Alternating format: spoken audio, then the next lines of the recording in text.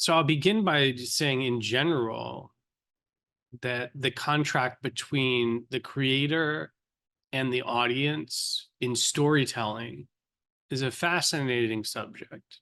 And there are, I would say, multiple layers of contract between the creator and the audience. Um, Interactive forms of storytelling have particularly interesting extensions of the classic contract from linear media like the novel, the film, or television, or even poetry. But interactive media like immersive theater or virtual reality have a new set of levels that the contract can function on. And so maybe I'll start with some of the basic storytelling contract levels that come to mind for me. One of the first rules of a contract, one of the first obligations that comes to mind for me are the respect of the audience. And not all creators engage in that rule. Not all creators are concerned with how the material is received. Some creators, they strike that from the contract. They say, I'm more interested in my creative process than how the outcome is received. And that's a valid artistic direction to take. I'm a creator in my work where I've always been very interested in my audience and how they receive my work in the moment, if it's theater, on the page, if it's written, in the theater, the movie theater, if it's cinema. How it lands for the audience has always been really important to me. And there's a lot of things you take into account in the craft of your storytelling in all of these media to make sure it lands the way you want it to land. Is the visual the right universality for your audience? Is a visual something that's too niche for the audience you're trying to reach? Is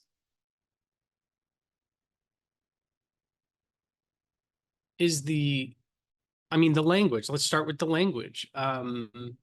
If you're writing for an English language audience or creating for an English language audience, you are removing one level of connection for the audiences who don't speak English and who will watch your or read your work through translation or through subtitle. But for creators who are really interested in the way that the material lands for their audience, they respect the contract.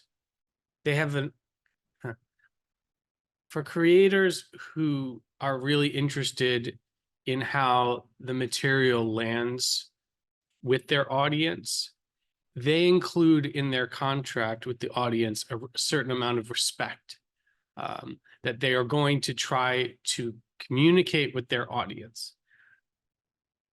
They don't necessarily need to please their audience. That takes away some of their agency, right? But communicating a message, a vision that the audience, that will land for the audience, is part of including respect for your audience in the contract. So that's one of the first things that came to mind. A small offshoot of that is attention span. One of the contracts we have with our audience is understanding they're human beings and that there is a limited attention span for any sitting and in ingesting of media. And the crafts of all the different media, whether it's theater, film, novel, poetry, virtual reality, immersive theater, they take into consideration very much the varying attention spans and distractibility of their audience. And so it is both part of the craft and the contract with your audience that as a creator, you try to predict the attention span and how much you're bending it, how much you are asking of your audience. Because there's just certain material that is very satisfying, invigorating, very dopamine stimulating. And then there's certain material that is a little bit more of creating a wider, larger picture that the audience doesn't necessarily know what you're doing yet. I've heard some writers call it, the meal and the dessert, right? But just the idea that there is such a difference between the type of content you're delivering to your audience goes to the idea of the contract including an attention span for your audience, and that they're human beings, and that your media is going to be consumed by human beings in different scenarios.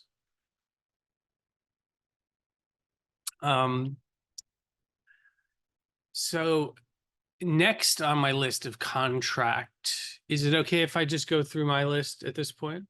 Okay.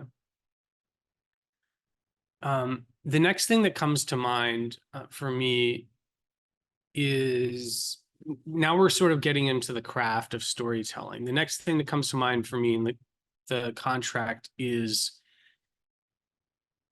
now that we know that the audience is receiving it, whether we care about them receiving it or not. If you don't care about them receiving it, you also don't care about their attention span.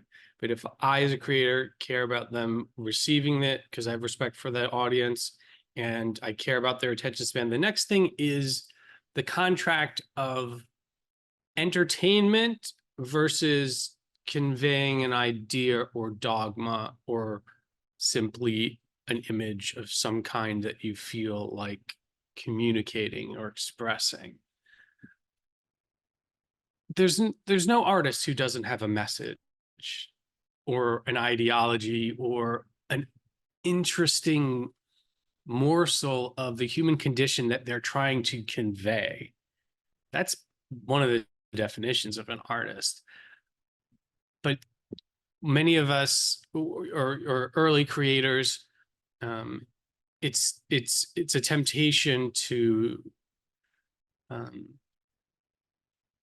the temptation for early creators is to hammer the message too hard, right? To make sure that the audience gets it, make sure that they hear who you think is the good guy and who's the bad guy, who is the evil, what policy or condition in the human in our society are you vilifying or are you lionizing in your piece? And that actually can violate the respect for your audience. One of the things is great creators know that you have to entertain first. That is part of mass media's goal. There are some forms of media and art that are very dogma driven. And so they don't necessarily need that as part of the contract. But for me, as a creator, I've always known that my message will get in more properly and more powerfully if I'm entertaining. with the audience first. And also respecting the audience. I don't have to say it again and again and again. I don't necessarily even have to say it out loud or have a character say it out loud or have an image of the thing. I can respect that the metaphor will come through. I can respect that the story structure will lift up the idea. So that's the contract of entertainment. And now we get into some more. I'm going from widest to deepest, or from widest to narrowest, and from superficial to deepest.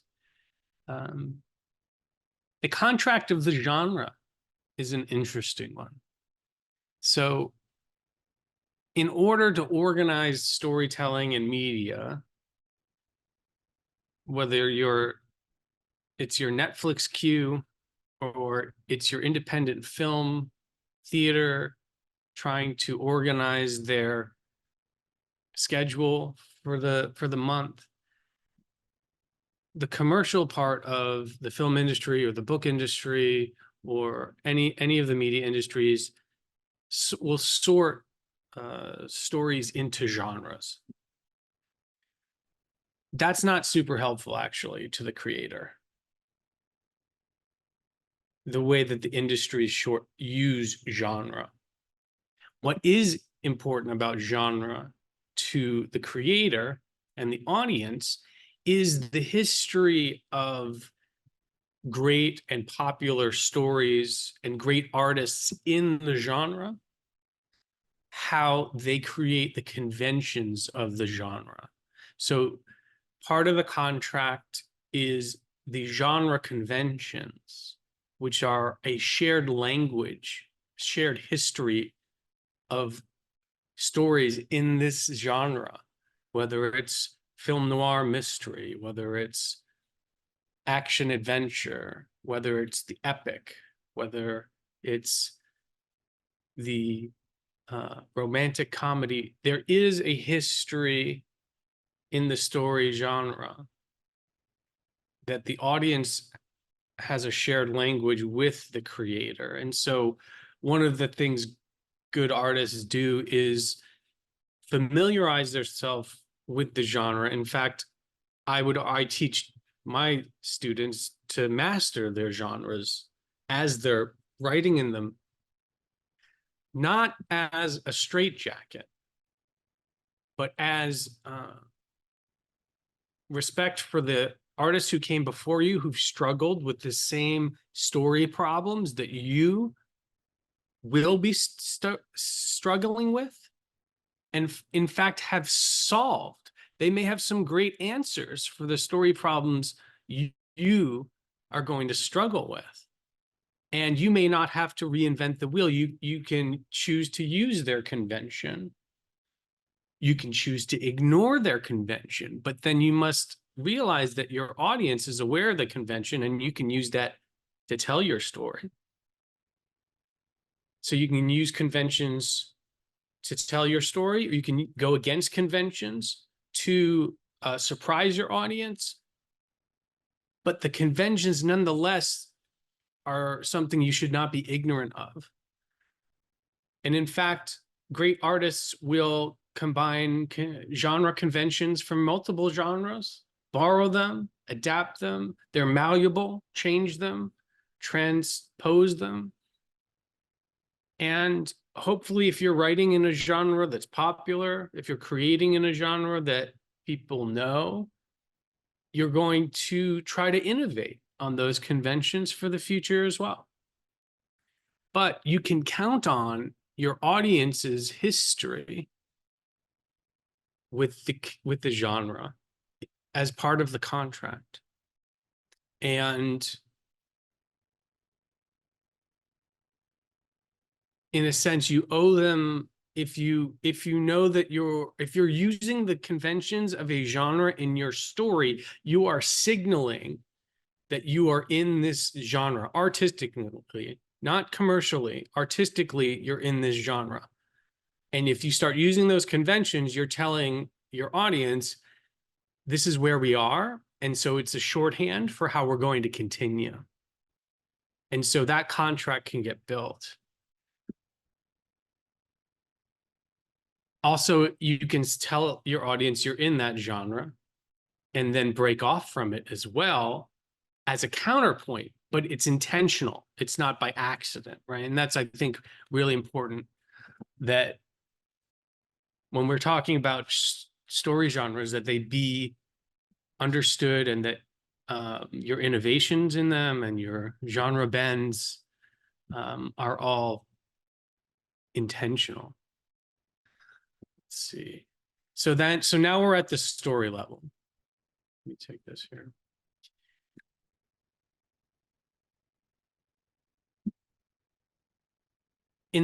As a dramatic writer in linear storytelling, we go from genre conventions, like in the murder mystery, you often begin with a dead body.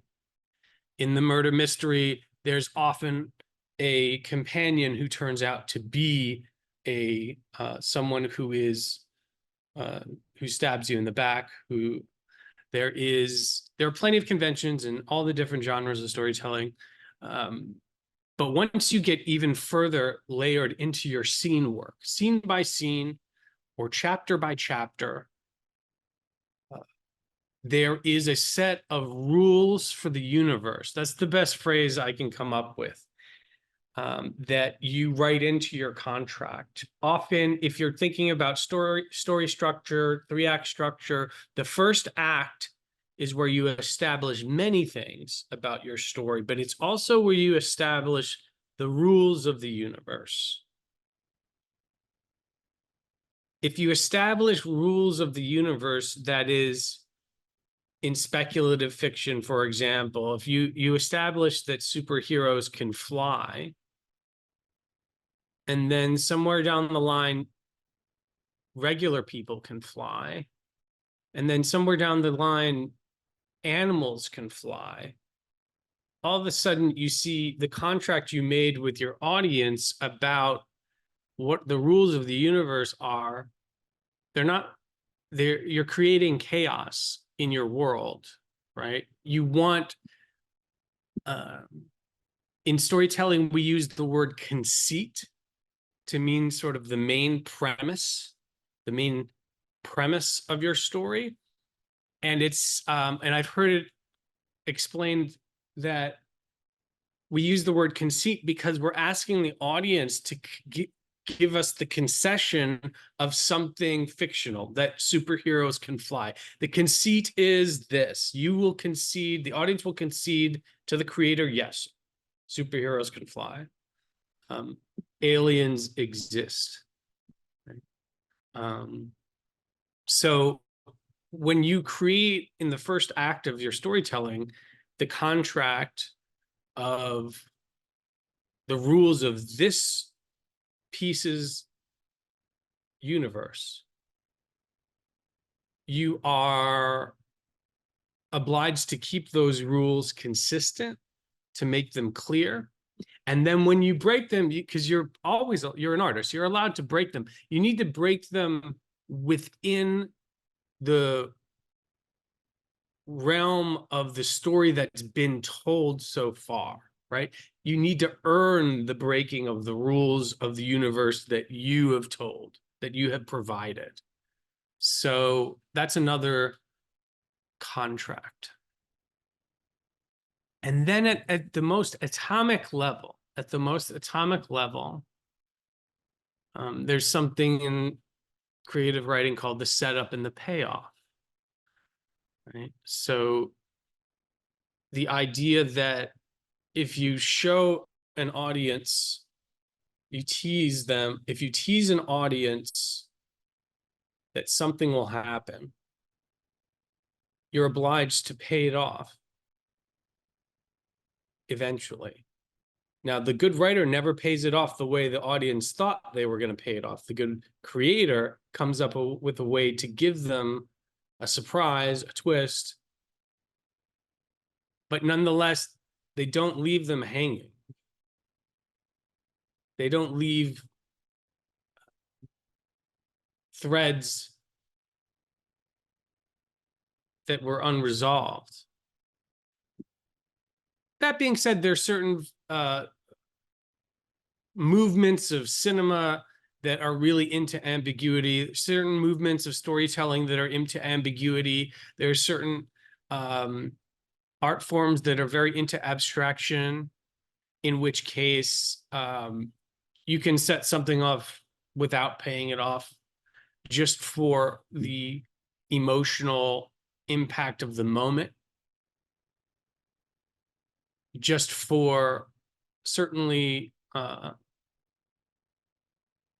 Waiting for Godot jumped into my mind. The entire play is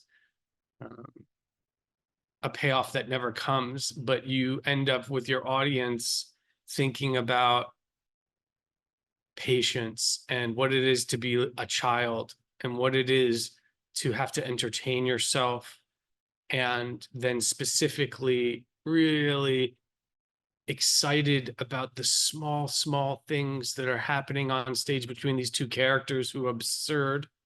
And there is a wonderful artistic benefit to that.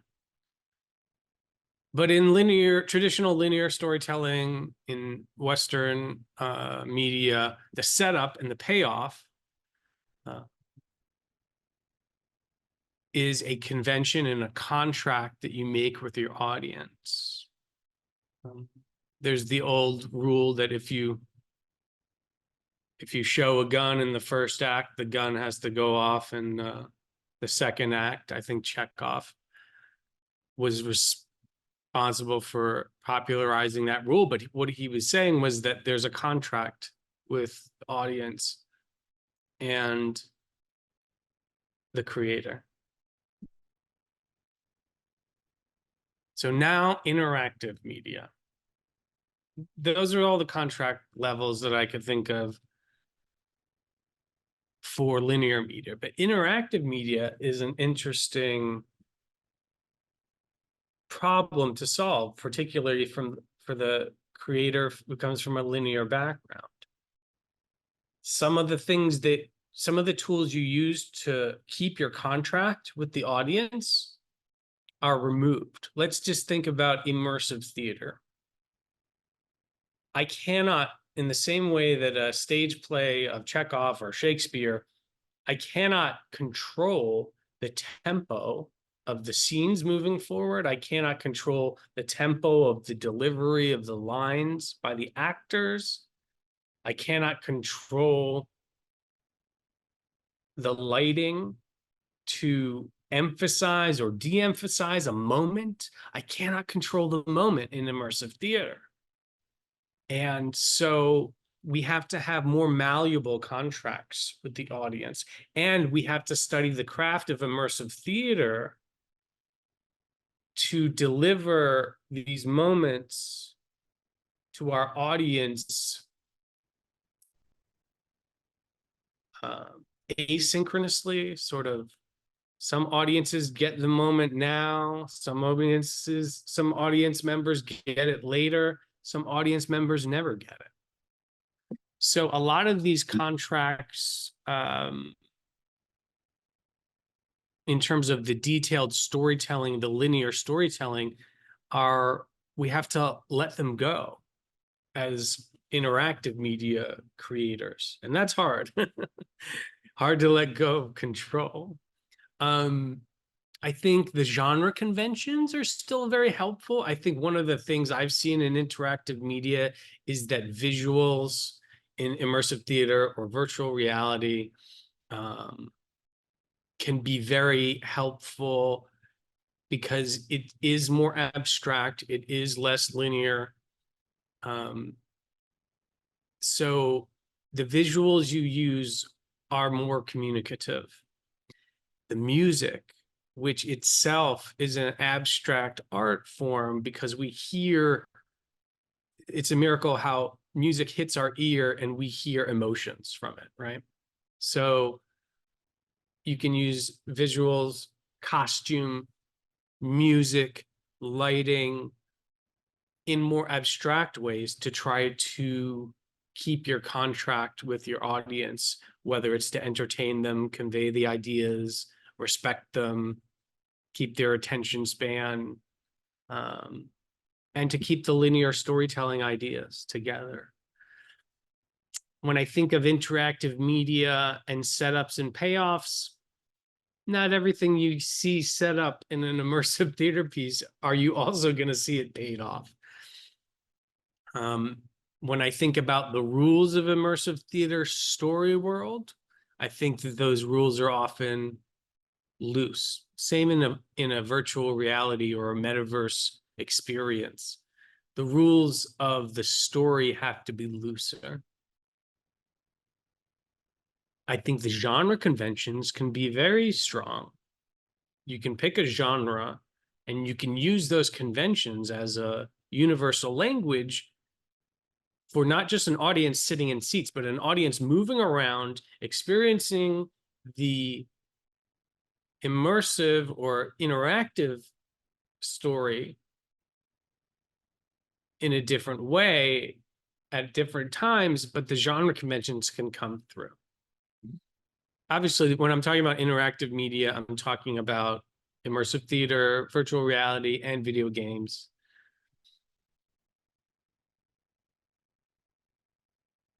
The contract of attention span changes depending on interactive forms. The entire format of the media can change. Some immersive theater pieces are 2.5 hours and they're completely open world.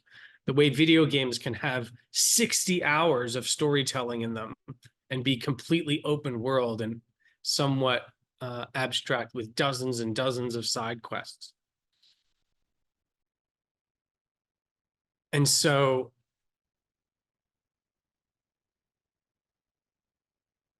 the attention span, often I think one of the solutions is you make sure that you're, as a creator of interactive storytelling, you make sure that you're satisfying on all of these levels. You're getting some short-term payoffs, some medium-term, some long-term, and you're creating some moments for a short attention span, for a medium attention span, and for a really long attention span. And not everyone's going to receive them all. That's one of the big changes in interactive media. Everything that you create will not be received by the audience. A smaller percentage will be received by an audience on the first experience. But that's why people go to the theater multiple times. That's why video games have replayability, so that you can receive again and again. Respect for your audience in interactive storytelling and media, it takes on another level, because in the interactive forms of storytelling, whether it's immersive theater, virtual reality, video games, we are hacking the senses more than in some linear forms. Particularly as a VR creator, I know that early VR experiences on poor hardware, we hack the sense of vision and your sense of sound. And if we do it the wrong way, we can make you nauseous. We can actually screw up the balance in the inner ear. And so there's a contract when you're a VR creator to make sure that the intensity, as they might call it, of your experience and of the build of the software that you export from your game engine is debugged and is elegant enough that it will not cause people to be nauseous. So in that sense, there's a higher contract or a different respect for your audience contract with VR work. In immersive theater, you're in a crowd. there is personal space. There is darkness often. There is loud music. There's sometimes alcohol. There's sometimes levels of contact between the actors and the audience. All of that is part of the craft of being an immersive theater creator. You need to provide for that in your piece. You need to think about the venue and the space, how large the crowd is going to be, how many people you can have in your space at a time, and what are the rules for contact and that allow contact and consent in a fairly open, nonlinear experience. And then, because we are hacking the senses and we are asking the audience to sort of go with the flow of an immersive theater experience, which the theater members need to know that they are safe. In a movie theater, everyone sits in the seats, the lights go down, movie comes up. There's no chance somebody's going to bump into you while you're sitting in your seat. There's no chance that an actor on the screen is going to take your hand and pull you into an ante room for a side quest that's really interesting. So the immersive theater respect for the audience contract is a lot more complex. And so the craft is more sophisticated to answer those questions. And then I think, respect for your audience in video games, there is video games is I would say the youngest art form of the ones we're discussing. Much of the earliest video games were spectacle and continue to be delighting of the senses, just sort of overwhelmed with what we would call sensory experiences or power fantasies, where you control things in a world. You control a spaceship, you control a gun, you control a character running, jumping, dashing, ducking. But now, as the art form has evolved, it's taking on a lot more of the storytelling components and the interactive components of theater, of linear storytelling. And we're starting to respect the contracts along these lines a little more. But video games are particularly good at delivering, the same way smartphones and media are very good at delivering spectacle and sort of getting audience dopamine responses. The way I described storytelling earlier as the meal and the dessert, they're very good at just delivering the dessert all the time. And so one thing you have to be aware of in terms of respect for your audience in video games is who your audience is and how much you are playing in the space of creating just pure dopamine response through spectacle versus an interactive experience that is deeper, and an interactive experience that maybe has storytelling and possibly has ideas or dogma behind it as well.